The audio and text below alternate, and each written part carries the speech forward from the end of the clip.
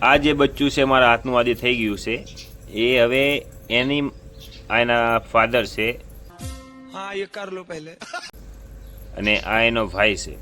હવે એ બચ્ચું એમની સાથે જ હતું, જો કે એના ફાધરની સાથે ચાંચમાં ચાંચ ભરાવીને દાણા ખાય।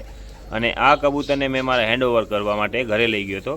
આ કબૂતરને મેં ઓછામાં ઓછા ગાય 7 થી 8 દિવસ રાખ્યું છે, અને આ કબૂતરનું બચ્ચું અત્યારે મારું આદિ થઈ ગયું છે।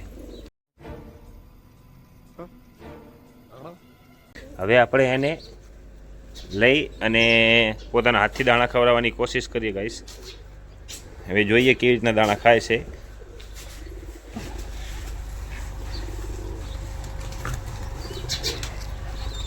તમે જોઈ શકો છો ગાઈસ એની ગ્રોથ કેટલી થઈ ગઈ થોડા ટાઈમની અંદર। આ માત્ર 18 થી 19 દિવસનું બચ્ચું છે ગાઈસ આજ, તો એની ગ્રોથ તમે જોઈ શકો છો। એક સંપૂર્ણ મોટું કબૂતર બની ગયું છે, પણ હજુ એટલી ઉડાન ભરી શકે એટલું એની અંદર ક્ષમતા નથી। એ માટે આપણે એને ટાઈમ ટુ ટાઈમ ફીડિંગ કરાવવું પડશે, પાણી દેવું પડશે, જેમ બને એમ સારા પ્રોટીનવાળા ખોરાક દઈને એને ફટાફટ એને ગ્રોથ કરાવી દેવી છે। क्या गुंडा बनेगा रे तू। તો ગાઈસ હવે આને આપણે ફીડિંગ કરાવવાના ચાલુ કરશું। આપણી પાસે રાતભર ભીગાવેલા મકાઈ અને ચણા છે। હવે આપણે આ બચ્ચાને ખવડાવવાના છે, જો કે એને હાથથી એ ખાઈ નહીં શકે ગાઈસ, એને આપણે જ ખવડાવવા પડશે આપણા જ હાથેથી। हमारे यहाँ ऐसा ही होता है।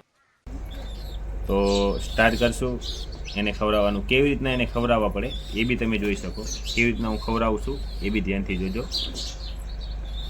એક દાણો લઈ, 17 દિવસનું બચ્ચું છે તો એક દાણો એની ચાંચમાં આરામથી જતો રહેશે। એનાથી નાનું બચ્ચું છે તો એક ચણાના 4 ટુકડા કરીને તમે પોતાના હાથથી એને ખવડાવી શકો। અત્યારે આપણે એક દાણા એ પોતે ખાઈ લેશે, 17 દિવસ પ્લસ છે એટલે ખાઈ લેશે। આપણે કેવી રીતે એને ખવડાવવું એ જોવાનું છે ગાઈસ।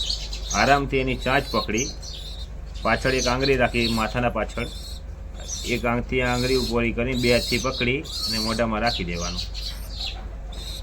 પછી એને રિલેક્સ કરી દેવાનું, પાછી પકડી ચોચ ખોલી ને પાછું નાખી દેવાનું। ગાઈસ તમે જોઈ શકો છો આરામથી ખાઈ લેશે।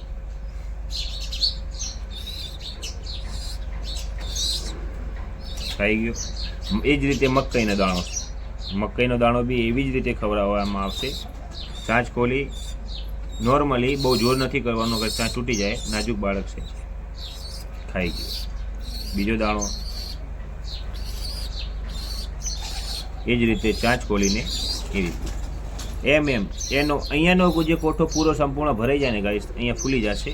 જોઈ લેવાનું ટચ કરીને કે એનો કોઠો ભરાઈ ગયો છે। એ પછી એને પાણી દેવાનું, પાણી દેશો એટલે એનો કોઠો સંપૂર્ણ રીતે ભરાઈ જશે, અને જે બી એને ખોરાક ખાધો હશે શરીર પોતાના કોઠામાં, એ પોતાનો બધો ખોરાક પાણીની સાથે જ એને શરીરમાં પચી જાય। એ માટે 4 કલાકની અંદર એનો ખોરાક પૂરો સંપૂર્ણપણે પચી જાય છે। तो क्या नाचो भाई। તો ગાઈસ એવું નથી હોતું કે ખાલી દાણા નાખીને એને છૂટો મૂકી દેવો, એને પાણી દેવું બી અત્યંત જરૂરી હોય છે। બસ આ જ નોર્મલ પ્રોસેસ હોય છે કબૂતરને પાળવા માટે। वाह क्या एक्टिंग कर रहा है, वाह क्या एक्टिंग। એક સાથે એક જ દાણો, વધારે દાણા નાખવાથી એને ગળીમાં ફસાવવાની શક્યતા વધી જાય છે। તમે જોઈ શકો છો ગાઈસ કેટલું આસાનીથી એ ગળું ખાઈ લે છે। તો ચલો ફટાફટ એને દાણા ખવડાવી દઈએ।